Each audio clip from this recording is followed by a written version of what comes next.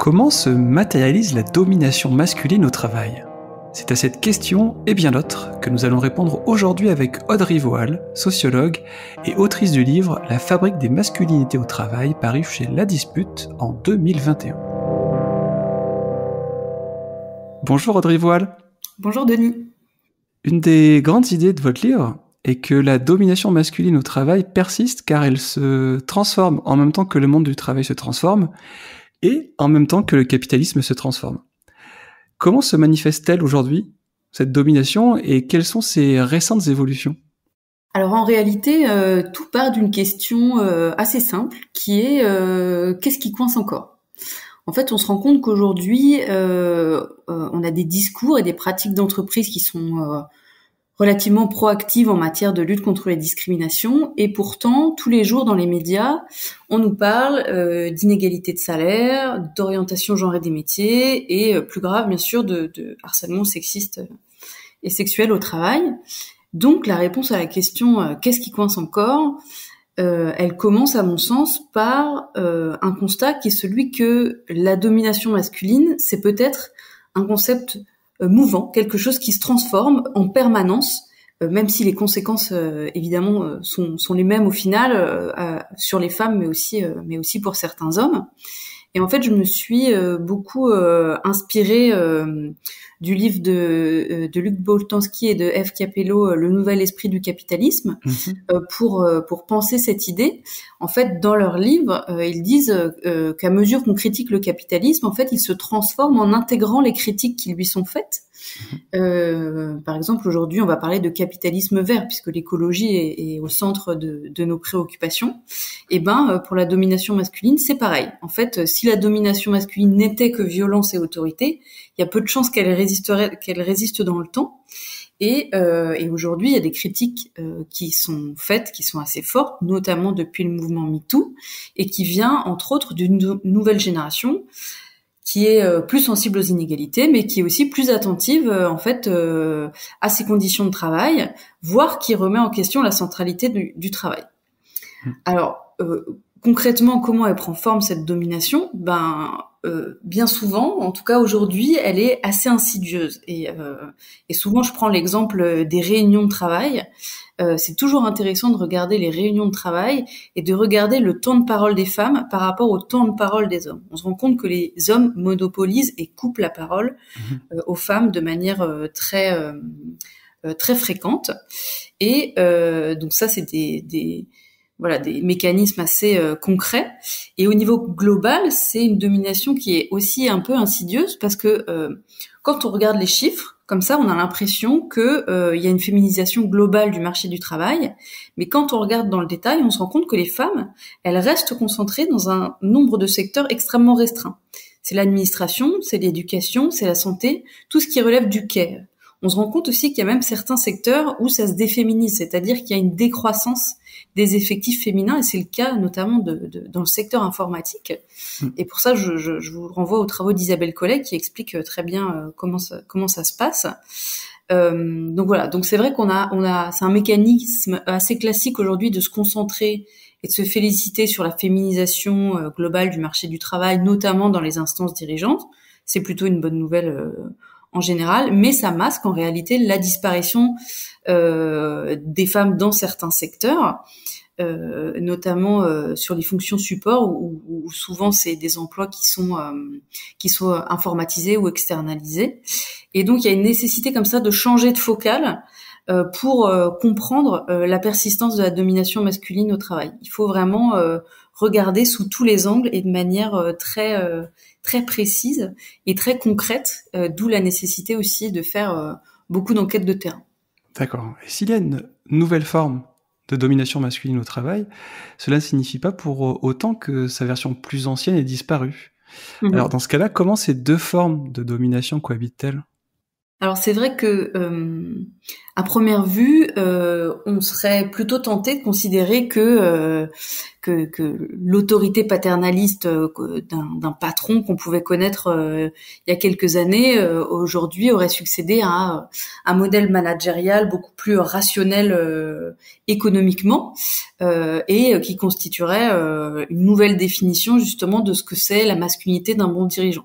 Autrement dit que ce qu'on appelle la bonne vieille virilité à papa, incarnée dans des figures de meneurs d'hommes, cette bonne vieille virilité à papa, elle aurait disparu et qu'elle aurait fait place à une jeune génération qui est beaucoup plus féminisée, qui est beaucoup plus diplômée et qui est beaucoup plus consciente aussi que le seul charisme de l'autodidacte n'offre plus les mêmes espoirs d'ascension sociale.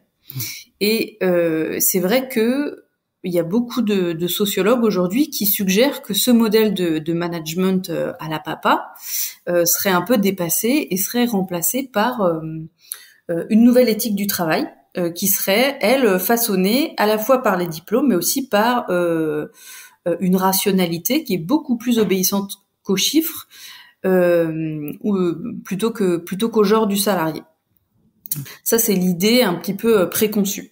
Or, en fait, on se rend compte que c'est pas forcément vrai, ou en tout cas qu'il faudrait nuancer un peu cette idée, parce que il existe toujours dans un certain nombre d'organisations professionnelles certaines pratiques qui sont constitutives d'un entre-soi masculin.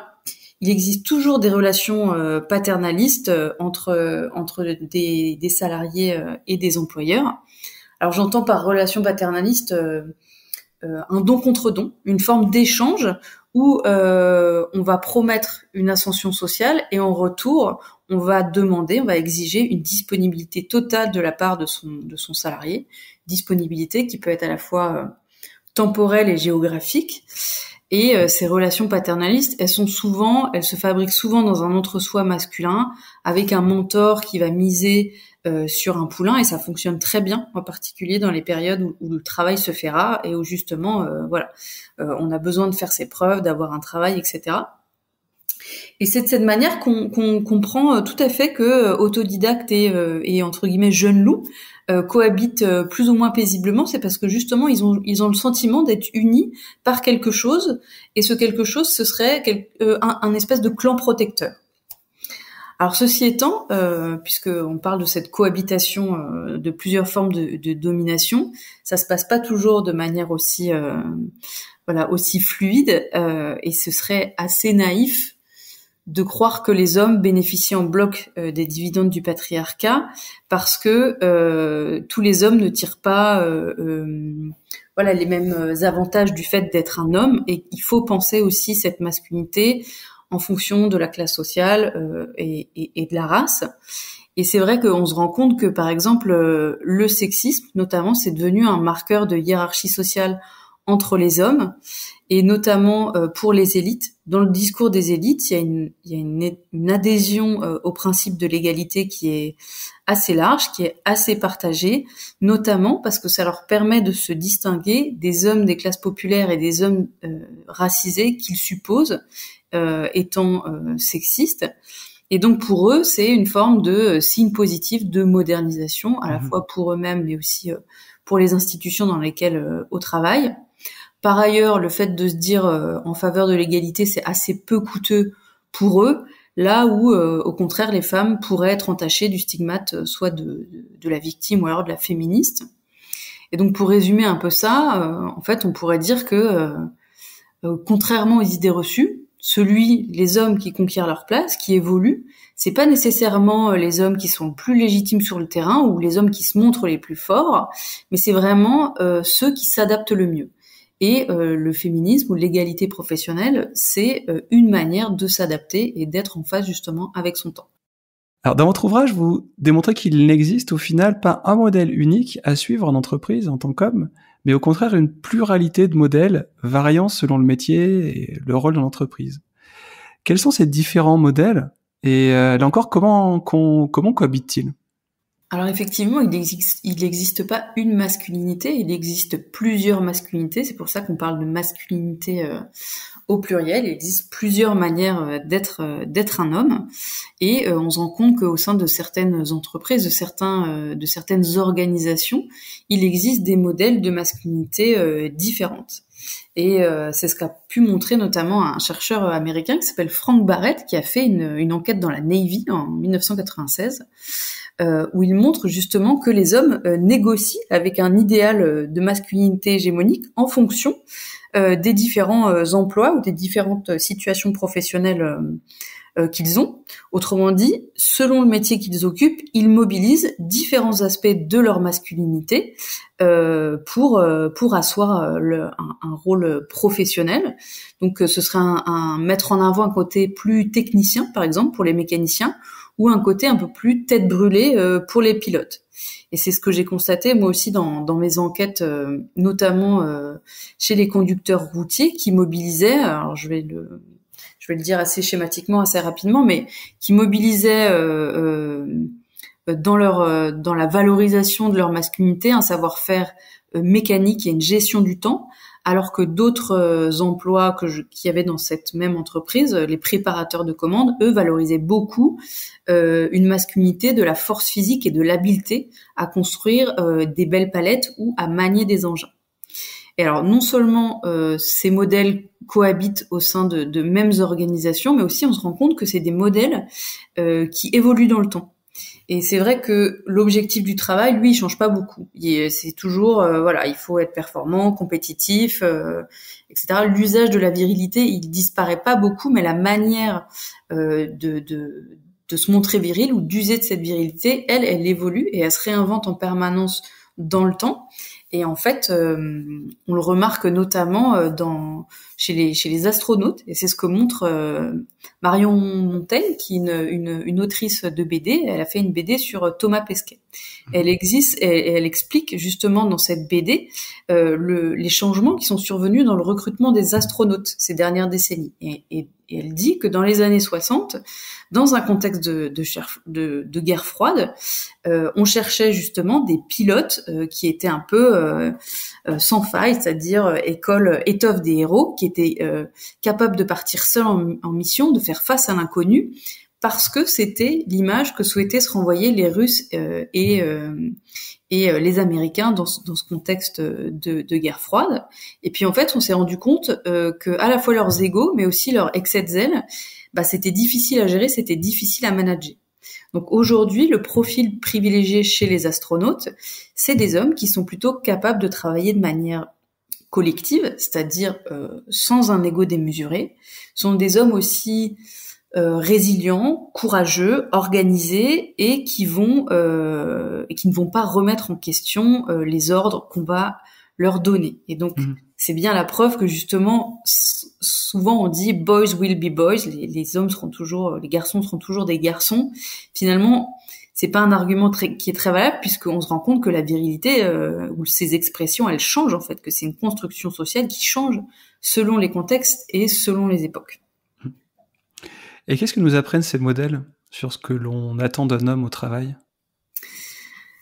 Alors, ce qu'on apprend globalement dans toutes les études que j'ai pu lire et dans celles que j'ai faites aussi sur le terrain, c'est que quelle que soit la classe sociale à laquelle appartiennent les hommes, il existe une différence, mais surtout il existe une hiérarchie qui se rejoue sans cesse entre les sexes, entre les hommes et les femmes, où les qualités dites masculines sont plus valorisées que les qualités dites féminines. En tout cas, dans le monde du travail, c'est beaucoup plus valorisé encore d'être ferme et autoritaire plutôt que d'être empathique. Et c'est vrai qu'on associe plus volontiers les hommes à la fermeté et à l'autorité et les femmes à l'empathie. Les clichés de genre sur cette question ont encore la vie dure. On apprend aussi que, en fait, que même quand une femme est dans une position de pouvoir, les hommes vont chercher à la tester. Et que aucune femme n'y échappe, quelle que soit sa position sociale. Et ça m'avait beaucoup frappé de le constater en lisant le livre de Sheryl Sandberg, qui était l'ancienne numéro 2 de Facebook. Elle avait écrit un livre qui s'appelle En avant toutes, où elle décrit justement les obstacles qu'elle a franchis durant sa carrière, et elle dit que même elle, à son poste de numéro 2 de Facebook, elle devait faire face en permanence au sexisme des hommes, et que l'idée d'être performante, c'est pas cette idée-là en soi qui lui posait problème, mais c'est que vraiment l'effort pour y parvenir était différent pour les femmes, qu'il fallait redoubler d'efforts en permanence, et que souvent on va tester les femmes, pas nécessairement sur leur capacité professionnelle, mais pour voir si elles supportent la pression que nécessitent les positions de pouvoir, puisqu'on suppose que voilà, elles sont peut-être plus fragiles émotionnellement, ou qu'elles n'ont pas les épaules, et que, étant dans des environnements compétitifs, durs, où il faut supporter la pression, gérer de front peut-être une vie de famille et un emploi avec beaucoup de responsabilités, il faut avoir les épaules. Donc, on va les tester sur cet aspect-là. D'accord. Et quelles sont les normes et croyances véhiculées par ces modèles? Alors en fait, je vais plutôt prendre la question à l'envers. Plutôt que de partir des modèles, la question ce serait plutôt qu'est-ce qu'on attend des hommes au travail. Et un bon exemple, une bonne illustration pour répondre à cette question, ce serait de prendre l'article de Laure Bérény et d'Alban Jacquemart, qui se sont intéressés aux fonctionnaires de la haute administration, dans un article qui s'appelle Diriger comme un homme moderne, et où ils montrent justement que depuis les années 2000, en fait, c'est la haute administration, c'est beaucoup féminisé, et où la norme d'égalité professionnelle c'est pas mal diffusée. Elle est même devenue un symbole quelque part de modernité. Il y a beaucoup de dispositifs incitatifs de communication qui est créé dans ce sens. Et voilà, il y a non seulement il y a des dispositifs, mais il y a aussi des quotas avec la loi Sauvadet de 2012 qui impose un certain nombre de femmes dans les administrations. Et en fait, ce qui ressort de l'article, c'est que être un dirigeant, malgré le fait que l'administration se soit féminisée, ça reste un truc d'homme.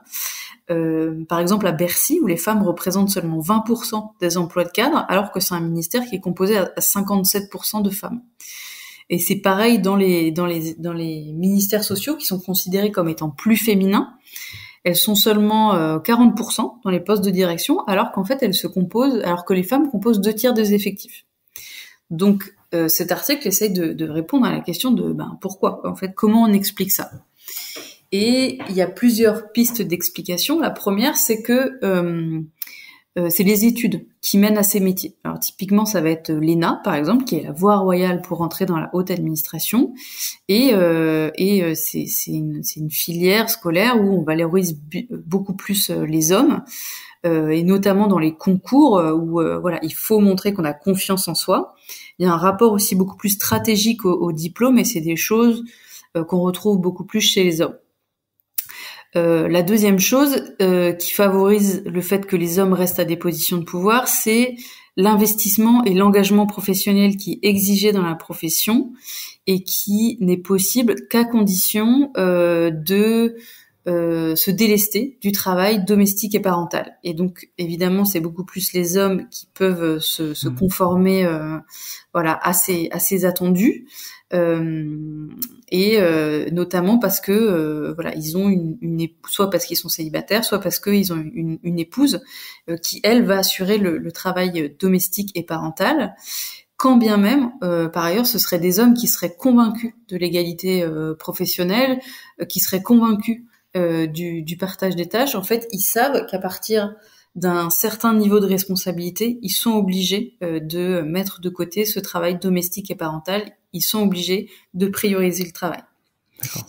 Et la troisième raison aussi, c'est que en fait, dans ces métiers, et dans beaucoup de métiers, ça se retrouve, ce qui est valorisé, c'est des qualités et un entre-soi masculin. On va beaucoup valoriser l'assurance, le goût du pouvoir, la compétition. On va aussi beaucoup valoriser la capacité à affronter des grosses charges de travail sans montrer ses faiblesses. Et c'est des choses auxquelles les hommes sont prédisposés du fait de leur socialisation masculine, et aussi parce que on va les tester souvent dans dans des moments de sociabilité, soit des after-work, soit des team building, voilà, tous ces espaces où finalement se rejoue cet entre-soi masculin, où on va pouvoir montrer ses qualités justement à boire beaucoup, à assumer beaucoup de responsabilités, à faire plein de choses à la fois, à être compétitif, etc. D'accord. On a parlé beaucoup des modèles masculins, mais au contraire, est-ce qu'il existe des modèles féminins auxquels les femmes peuvent se référer dans les entreprises? Alors c'est une bonne question, et c'est vrai que aujourd'hui on parle beaucoup de l'empowerment des femmes, et on a beaucoup de femmes qui justement, on a beaucoup de femmes leaders qui veulent se montrer, qui veulent montrer la voie en fait, et qui s'organisent en réseau dans leurs entreprises ou en dehors pour s'aider entre elles, pour aider aussi des femmes plus jeunes à prendre de confiance en elles, et on peut s'en réjouir. Là où moi je suis un peu plus réservée, c'est que souvent ces groupes d'empowerment féminin, ils se dessinent sur un système qui a tendance à s'aligner sur un modèle professionnel masculin, où on va valoriser finalement des qualités assez virilistes, de pouvoir, de combativité, de compétitivité, d'autorité. Et je me demande si c'est vraiment une bonne nouvelle de faire des femmes des hommes entre guillemets comme les autres, c'est-à-dire avides de pouvoir et quelque part violentes, alors que plein de femmes et aussi plein d'hommes eux-mêmes aspirent à une société voilà, qui déjoue un peu ces logiques du pouvoir. Et donc je désespérais un peu de trouver des modèles inspirants sur ce sujet, jusqu'à ce qu'arrive la première ministre, l'ancienne première ministre néo-zélandaise, Jacinda Ardern, qui dans son discours de départ a dit quelque chose que j'avais trouvé assez fort, où elle disait mais vous pouvez être anxieuse, vous pouvez être sensible, vous pouvez être gentille, avoir le cœur sur la main, vous pouvez être une mère ou ne pas être une mère, vous pouvez être une intello, vous pouvez être pleurnicharde, et pourtant vous pouvez aussi être un leader comme moi.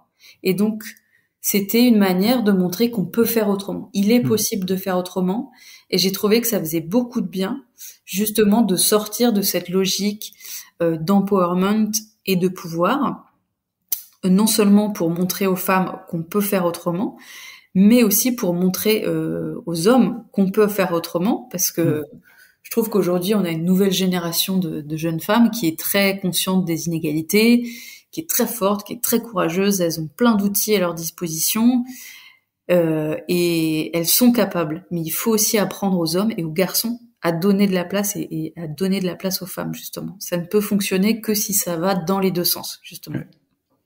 Vous précisez dans votre enquête que vous n'avez rencontré aucun homme se présentant comme ouvertement sexiste. Et pourtant, dans les faits, les résistances s'organisent pour barrer l'accès des femmes aux postes de pouvoir et même à certains métiers. Quelles sont donc ces résistances et comment se manifestent-elles ? Alors c'est vrai que j'ai rencontré peu d'hommes qui m'ont tenu des propos ouvertement sexistes. Je pense que parce qu'ils étaient un peu gênés face à une sociologue qui était femme et qui travaillait sur ce sujet-là. Aussi, je pense parce que c'est quelque chose qui n'est pas politiquement correct aujourd'hui de le dire aussi ouvertement. Et pourtant, effectivement, il y a des résistances qui s'organisent. Et je prends un exemple qui est celui du monde de la tech, qui reste un des rares bastions masculins, qui était auparavant beaucoup plus mixte, mais qui aujourd'hui c'est beaucoup masculinisé. Et encore une fois, je vous renvoie aux travaux d'Isabelle Collet sur la question. Pour deux raisons. La première, parce qu'on a créé toute une mythologie professionnelle très genrée autour donc de ces métiers de la tech, et notamment autour de ces entrepreneurs pionniers qu'on pense à Steve Jobs, qu'on pense à Bill Gates, etc., Elon Musk. Oui. Ce sont des mythes de patrons visionnaires qui ont le goût du risque et qui alimentent encore beaucoup de légendes, pas seulement dans la tech, aussi dans la grande distribution, voilà, à Wall Street, dans la Silicon Valley, et ce sont toujours des mythes qui sont incarnés par des hommes. Alors, pourquoi c'est incarné par des hommes ? En fait, parce que c'est des figures qui croisent celles de l'aventurier, du héros, du geek, du self-made man, qui par l'expérimentation, l'innovation, l'entrepreneuriat, quelque part leur génie et leur sens de l'innovation vont montrer qu'ils sont des hommes de cette manière-là. Et c'est souvent, et en fait, on n'a pas enseigné aux femmes à faire, on n'a pas enseigné aux femmes que faire des pas de côté, d'être comme ça, aventurière, geek, être dans l'expérimentation, c'était aussi quelque chose qui pouvait non seulement être possible, mais qui pouvait être valorisé. Et c'est pour ça qu'on a aucune trace, dans aucun passé professionnel, d'histoire de femmes bâtisseuses. Et du coup, les années passent, les conditions de travail permettent aux femmes d'accéder à la majorité des emplois, mais les entreprises gardent la mémoire sexuée de ces univers professionnels, et du coup, les hommes s'accaparent le terrain de l'authenticité dans ces univers professionnels. Et une manière très simple de le voir, c'est dans certains entrepôts logistiques dans lesquels moi j'ai pu faire des enquêtes, il n'y avait pas de vestiaire, il n'y avait pas de sanitaire pour les femmes, juste parce que on n'a jamais pensé qu'une femme pouvait intégrer ces espaces professionnels. Par ailleurs, et ça arrive pas seulement dans la tech, mais dans beaucoup de métiers, l'argument technique, ça c'est assez imparable quand il s'agit d'exclure les femmes. Et dans la tech, c'est très fort, mais il y a aussi une étude qui a été faite, qui est assez célèbre, une étude sur l'imprimerie qui a été faite par Cynthia Cockburn, qui montre que en fait l'introduction des nouvelles technologies, qui est censée justement enlever toute pénibilité physique au travail et donc théoriquement permettre aux femmes d'intégrer certains espaces professionnels, en fait ça a pas du tout permis aux femmes d'intégrer ces espaces professionnels, ça a juste permis de réorganiser une division sexuelle du travail où quand l'argument de la pénibilité physique ne peut plus être sollicité, et finalement on va dire aux femmes vous n'avez pas les compétences techniques, et du coup la compétence technique s'est substituée à la force physique en tant que mise à l'écart, en tant qu'argument permettant de mettre à l'écart les femmes. Et ça, c'est assez constant dans un certain nombre de métiers, l'argument technique. Ouais. Alors, il y a dans la communication des entreprises et dans les discours des dirigeants une volonté souvent affichée de changer les choses pour viser l'égalité femmes-hommes en entreprise. Mais qu'en est-il réellement ? Alors c'est une bonne question parce que effectivement, on a vu que récemment Carrefour s'était engagé contre l'endométriose en octroyant un congé menstruel pour les femmes. Est-ce que c'est sincère ou pas ? Ça, c'est une question à laquelle je pourrais pas répondre, et c'est une question qui est très bien traitée dans un livre qui s'appelle Féminisme washing de Léa Lejeune. Moi, j'ai tendance à dire que, en tout cas, on en parle et c'est déjà ça. Oui. Toujours est-il que si on peut pas trancher cette question, ce qu'on constate, c'est que souvent, quand on parle d'égalité professionnelle, on présente l'égalité professionnelle comme une affaire de responsabilité individuelle qui est déconnectée de la manière dont se passe le travail, qui n'a pas de lien avec le travail en lui-même. En fait, c'est souvent l'égalité professionnelle est présentée comme un problème qui serait pas forcément dû aux conditions de travail, mais qui résiderait soit dans des comportements individuels dépassés, donc il y aurait des hommes toxiques qui auraient des comportements problématiques. Je pense à PPDA par exemple. On s'est dit, lui, il était problématique parce qu'il avait une masculinité toxique. Or, en fait, on s'est rendu compte que, certes, il a une masculinité toxique, mais que tout le monde était au courant de ce qui se passait.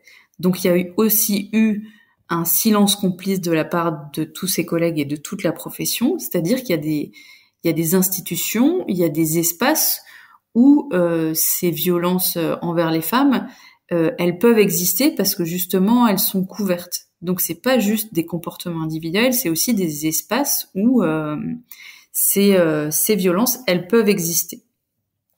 C'est aussi un problème qui serait externe à l'entreprise parce que souvent on va dire que c'est des tâches qui sont inégalement réparties au sein du couple. Et donc ce serait au couple de gérer entre eux la répartition des tâches. Et donc on va faire un travail sur les individus de rééducation, de rééducation entre guillemets pour leur dire de prendre sur eux pour être moins sexistes, soit de s'organiser dans leur couple pour mieux répartir les tâches. Et en général, ce travail, il incombe souvent aux femmes. Et c'est la fameuse explication qui dit que si les femmes ne gagnent pas autant que les hommes, c'est simplement parce qu'elles n'ont pas demandé d'augmentation de salaire. Donc sous-entendu, si elles gagnent pas autant que les hommes, c'est finalement de leur faute à elles. Alors bon, c'est une logique qui est très contemporaine en fait, qui s'inscrit beaucoup dans ce qu'on connaît aujourd'hui d'injonction à l'autonomie, à la méritocratie dans les entreprises contemporaines, où il revient à chacun finalement d'être un peu acteur de sa propre mobilité professionnelle, d'être un peu acteur de son propre destin. Et en fait, c'est un peu une double morale où on va responsabiliser les salariés. On va leur demander de s'adapter, mais on va jamais remettre en question l'environnement qui permet de créer des formes de violence. On va leur demander de s'adapter à un système, à un marché, plutôt que de remettre en question ce système qui produit des inégalités. Sauf que, en fait, ce qui est pernicieux, c'est que cette injonction à prendre sur soi, à s'adapter, à responsabiliser les salariés, finalement, c'est aussi ne jamais contester, ne jamais résister, ne jamais protester. Et c'est de cette manière aussi que les entreprises peuvent se dédouaner de produire un système inégalitaire en disant c'est de la faute des individus et donc pas forcément des structures en fait qui permettent aux inégalités sociales d'exister. Oui. Au début de notre entretien, vous expliquez que cette réflexion sur l'égalité homme-femme revient souvent à se poser la question de qu'est-ce qui coince. Après tout ce qu'on vient d'évoquer et tout ce que vous venez de présenter, je me permets de reposer la question, qu'est-ce qui coince encore ? Alors, une réponse simple, ce serait de dire que les aspirations, elles vont plus vite que les pratiques. Ça, c'est sûr. Et de manière plus concrète, en fait, on a beaucoup de raisons qui sont multifactorielles et qui relèvent à la fois de l'orientation scolaire, qui reste très genrée, des nouvelles technologies qui reconfigurent les inégalités, de la persistance des stéréotypes, du monde du travail qui n'est pas adapté à l'égalité homme-femme et qui valorise encore majoritairement des qualités viriles et donc supposément masculines. C'est aussi les hommes qui résistent beaucoup dans certains espaces à l'entrée des femmes, et les femmes en retour qui s'autocensurent beaucoup sur ce qu'elles sont capables de faire. Voilà, donc c'est toutes ces raisons qui expliquent que ça coince encore. Et je vais prendre un exemple assez concret et assez rapide, c'est les écarts de salaire, parce qu'on en parle beaucoup. Les écarts de salaire, aujourd'hui, il y a encore 22% d'écarts de salaire. Et on l'a dit, on l'a dit un peu plus tôt, on dit que c'est de la faute des femmes parce qu'elles ne demandent pas. En fait, c'est faux. Les femmes demandent, mais elles ne sont pas écoutées quand elles demandent plus. Il n'y a pas que ça, il y a aussi d'autres effets qui expliquent ces écarts de salaire. Il y a des effets d'horaire, c'est-à-dire que les femmes sont beaucoup plus à mi-temps que les hommes, et elles sont aussi dans des secteurs et des métiers qui sont moins lucratifs que les hommes. Tout ce qui est administration, santé, care, etc., c'est moins payé que les métiers masculins. Par ailleurs, elles ont moins d'opportunités de progression. C'est des métiers où on progresse moins vite.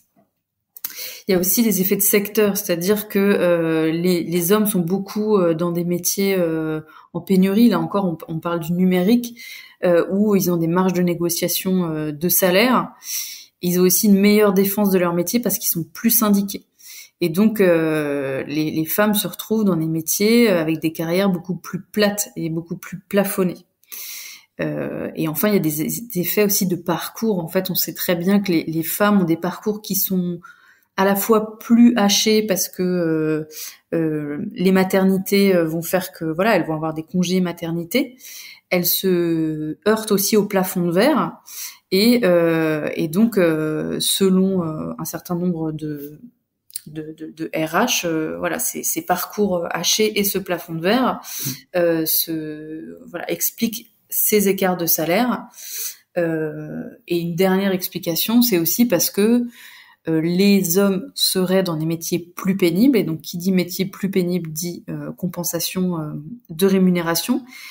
Alors certes, ils sont dans des métiers plus pénibles physiquement, mais c'est aussi parce qu'on ne sait pas mesurer encore aujourd'hui la pénibilité du travail des femmes. Et on se rend compte que les femmes, elles sont souvent dans des métiers qui sont moins physiques, mais qui sont beaucoup plus stressants. Et je prends l'exemple des SAV, quand il faut répondre toute la journée au téléphone et se faire hurler dessus par des clients mécontents. Je vous jure que c'est du stress au travail, qu'il est difficile de mesurer, mais que c'est une pénibilité qui est conséquente. En fait, ce qu'on peut dire, c'est que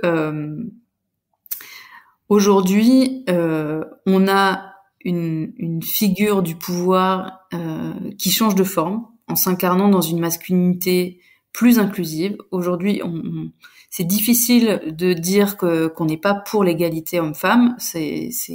Encore une fois, c'est pas politiquement correct. Pour autant, on se rend compte que quels que soient les milieux, l'obsession pour la preuve virile n'a pas disparu. Et c'est vraiment quelque chose qui reste très prégnant. Et on le voit aujourd'hui avec ce qui se passe au gouvernement dans la conception du travail que peut avoir le gouvernement. Si la figure masculine change de forme, vraiment, l'obsession pour la preuve virile n'a pas disparu du tout. Eh bien, ça me fera une formidable transition pour la dernière question. Une dernière question en lien justement avec le gouvernement. Vous m'évoquiez en préparant l'épisode que le gouvernement actuel véhicule une vision viriliste du travail. Concrètement, comment cela se manifeste-t-il ? Alors on sait qu'aujourd'hui, enfin en tout cas cette année, en 2023, Emmanuel Macron a dit que il voulait miser sur la carte travail. Il a redit à plusieurs reprises avec deux grands chantiers qui sont l'assurance chômage et la réforme des retraites. Et moi, je suis pas en capacité de discuter la pertinence économique et sociale de ces réformes. J'ai un avis personnel sur la question, mais d'un point de vue scientifique, je ne peux pas, vous donner un avis éclairé. Mais en tout cas, ce que je peux témoigner de ce que ça dit de son obsession pour la preuve virile. Alors déjà parce que je pense qu'il y a la question simple entre guillemets de l'ego masculin. Je pense que pour le président de la République, il est question de marquer de son empreinte l'histoire, de réussir là où d'autres ont échoué, c'est-à-dire réformer les retraites. Et donc, il y a comme ça la volonté de se présenter comme quelqu'un de courageux. C'est quelqu'un qui veut montrer qu'il prend des décisions courageuses, même si cela va à l'encontre de tout le monde, de l'opinion, des économistes, des parlementaires, des syndicats. Il se présente en tant qu'homme courageux. Donc, qui homme dit courageux dit aussi, dans un deuxième temps, il y a la question de ce qu'on attend d'un leader. Et qu'est-ce qu'on attend d'un leader ? On attend d'un leader qu'il montre sa fermeté, sa rigueur, sa proactivité. Et en fait, Emmanuel Macron ne cesse de rejouer la partition de la fermeté dans son approche du pouvoir. Et il n'hésite pas à le dire dans ses propos, et même à le provoquer quand il dit cette fameuse phrase « qu'ils viennent me chercher ». Voilà, il donne cette image de capitaine courageux qui sait faire face et qui n'a pas peur de la confrontation. C'est vraiment une vision du leadership qui s'ancre dans une longue tradition du culte des chefs.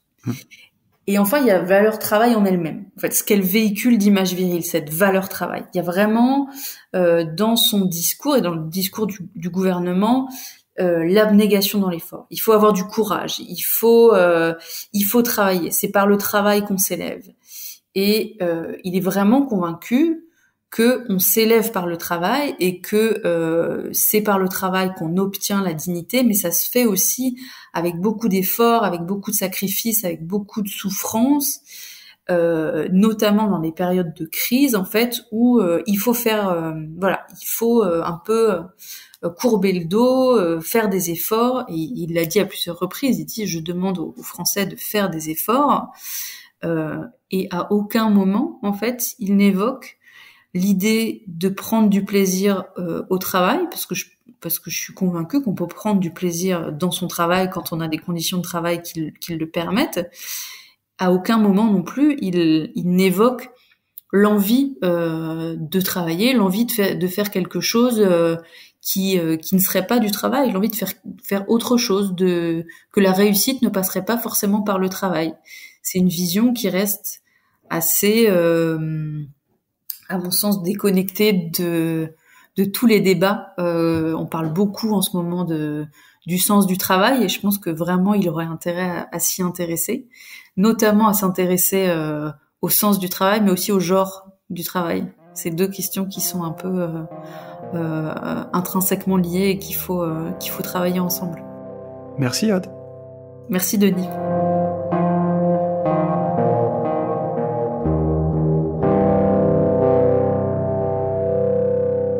C'est sur ces mots que se termine notre épisode sur le sujet de l'égalité femmes-hommes au travail.